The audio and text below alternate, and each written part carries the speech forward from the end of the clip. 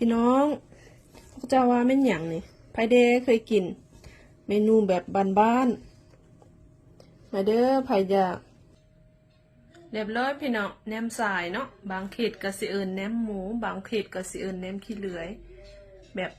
เมนูแบบบ้านๆเนาะเดี๋ยวนี้หากินยากละพี่น้องถ้ายากหากะหาเฮ็ดกินเองเนาะเบิ่งสีสันหน้าตาเป็นตาแซ่บคักเมนูโปรดแซ่บคัก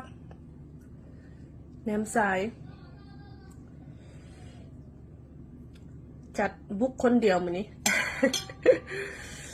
อันพวกกับลูกเพิ่นบ่ฮู้จักกินดอกเผ็ดแซ่บ